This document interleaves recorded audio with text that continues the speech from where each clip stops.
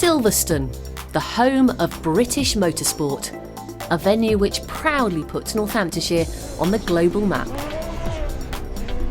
But earlier this summer, it was out with the motorbikes and fast cars, and in with mouth-watering menus and fine food, as the circuit played host to the search to find the Booker Chef of the Year in the Carlsberg UK Northamptonshire Food and Drink Awards.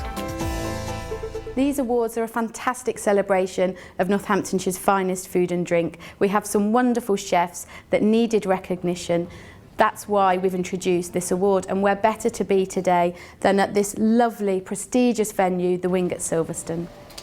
And the chefs vying for probably the world's most prestigious culinary title? Hao Dang of Dang's restaurant in Northampton, Lee Haskins of the Terrace restaurant at Highgate House, Cretan, Scott Grimsley from the Old Red Lion, Kislingbury, and representing the Saracen's Head at Little Brinkton, Will Mountain. In true Ready Steady Cook style, the quartet were presented with two key Northamptonshire ingredients, lamb from Harpole and Newton strawberries, plus a basket of store cupboard ingredients provided by Booker, the category sponsors. Well, the reputation of the award precedes it, and I think that Booker, being a locally based company, would be absolutely foolish not to want to be involved with this. So right up our street in terms of ethical involvement, and the best thing about it for me is that I get to sample all this lovely food later.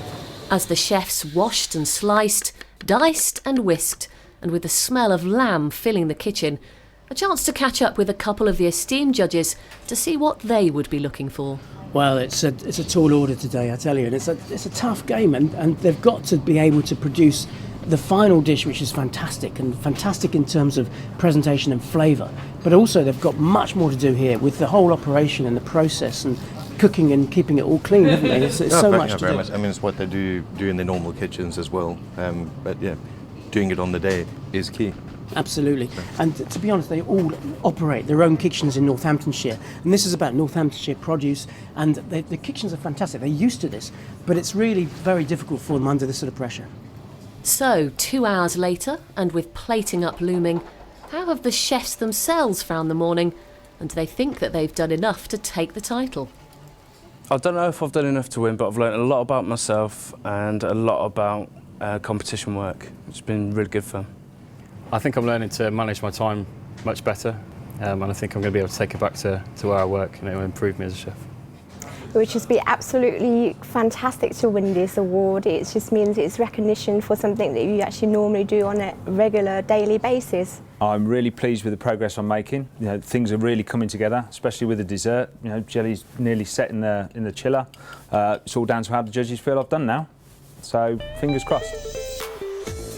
And so to the moment of truth, the judging itself, and a clear delight for the panel to tuck into the dishes before retiring to determine their winner.